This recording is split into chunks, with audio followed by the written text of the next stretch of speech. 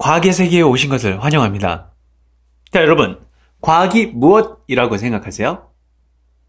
과학이 뭘까요? 맞습니다. 과학은 바로 자연을 이해하는 학문이죠. 그렇습니다. 과학은 바로 자연을 이해하는 것입니다. 그런데 어떻게 이해를 할까요? 과학은 크게 두 축으로 자연을 이해합니다. 이 과학은요, 크게 몇 축? 두 축. 자, 첫 번째가 뭘까요? 맞습니다. 여러분, 잘 보세요. 자, 여기. 보세요. 떨어져. 자, 얘도. 자, 색깔이 같아야 달라요. 다른데 얘 떨어져요, 안 떨어져요? 떨어졌어. 이게 말이 돼요? 자, 이번엔 얘는 뚜껑까지 열렸네. 떨어질까? 떨어져요. 말이 돼요? 뭐 하는 거예요, 지금?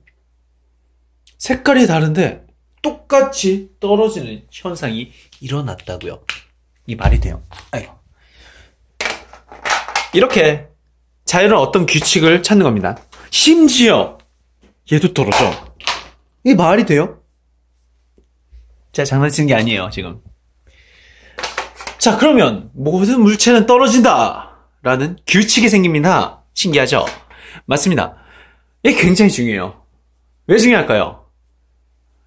자, 무궁무진한 예시가 하나로 통일되잖아요. 바로 손을 넣으면 떨어진다. 이러한 규칙을 찾았죠. 색깔과도 관계가 없고, 모양과도 관계가 없고, 재질과도 관계가 없었습니다.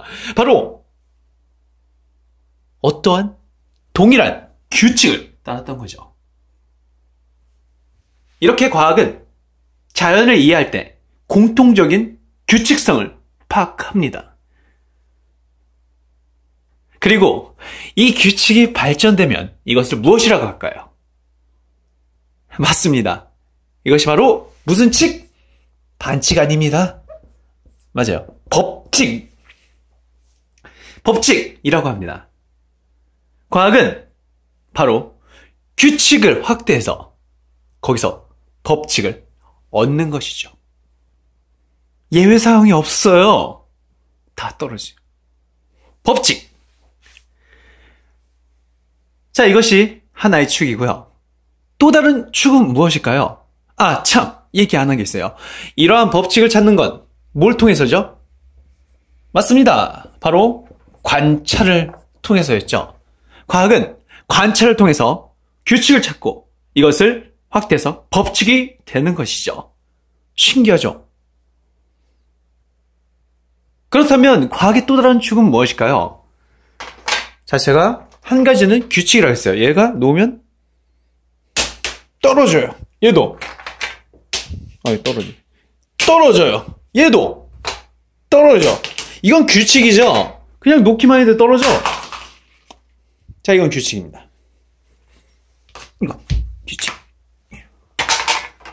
이건 규칙이에요. 이게 뭐라고? 이거 규칙이에요. 그런데 이러한 규칙이 확대된 게 법칙인데 이거는 규칙성만 알 수 있죠. 그런데 이 규칙에 왜 떨어질까? 즉, 왜? 뭐라고요? 왜? 라고 생각하면 바로 또 다른 축을 생기게 하는 것입니다. 무슨 말이냐? 단순히 떨어진다. 이거는 규칙이죠. 그런데 규칙, 법칙에는 그 이유가 설명이 안 됩니다. 그 이유가 없습니다. 그런데 왜 떨어질까? 뭐라고요? 왜 떨어질까? 왜? 라는 것에 답을 하기 위해서는 이유를 생각해야겠죠. 왜 떨어질까요? 라고 생각하는 순간 바로 이유를 생각하게 되는 것입니다. 신기하죠? 자, 이 이유가 확대된 게 뭐예요? 그렇습니다. 바로 이론, 뭐라고요? 이론이라고 생각하면 됩니다. 즉, 이론은 어떤 규칙성을 왜 그러한 일이 일어나는지 설명할 수 있는 근거가 되는 것이죠. 그쵸? 이 이론은 어디에서 생각을 해요? 맞습니다. 바로 관찰이라기보다는 바로 뭐예요? 자기 머릿속으로 생각을 통해서만, 뭘 통해서? 합리적인 생각을 통해서 이 이론을 정하는 것이죠. 이해되나요? 자, 이렇게 우리는 과학을 크게 두 축으로 봤습니다. 첫 번째는 규칙, 다음에는 그에 대한 이유. 다른 말로 하면 법칙과 이론이죠. 법칙은 관찰을 통해서 나왔고요. 이론은 생각을 통해서, 합리적인 생각을 통해서 나온 것입니다. 한 가지 예를 들어볼까요? 자, 법칙의 예가 뭐가 있어요? 법칙의 예가 뭐가 있어요? 네! 맞습니다. 보일의, 이거 왜 안 나와? 안 나와.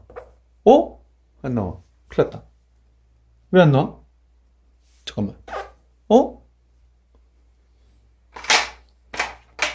이럴 땐 당황하지 말고. 자, 무슨 법칙? 맞습니다. 보일의 법칙. 누구의 법칙? 네, 맞아요. 보일의 법칙 있죠. 자, 보일의 법칙이 뭘까요? 맞습니다. 보일이라는 사람이 실험을 한 거죠. 몇 번? 수십 번, 아니 수백 번, 수천 번 실험을 한 법칙이란 겁니다. 보일의 법칙이 뭐예요? 정확히는. 그렇습니다. 같은 온도에서 기체는 압력과 부피가 반비례한다 라는 것이죠. 이걸 누가 했다? 보일이 했다고. 몇 번? 자, 수백 번 이상 관찰을 통해서 나온 규칙성을 발견한 거죠. 이렇게 법칙이 나오면 한마디로 규칙성을 발견했다는 뜻이 되는 것입니다. 관찰을 통해서요. 이게 보일의. 또 뭐가 있어요? 그렇습니다. 정글의 법칙. 어떤 학생이 이제 우스갯소리로 정글의 법칙을 얘기했는데 정글의 이론이라고는 안 하죠. 왜? 실제로 경험을 했으니까 법칙이라고 하는 겁니다. 자, 또 뭐가 있어요? 맞습니다. 질량 보존 법칙 들어봤나요? 그렇습니다. 바로 라부아지그가 말한 질량 보존 법칙이 있었죠. 질량 보존 법칙 어떻게 나왔어요?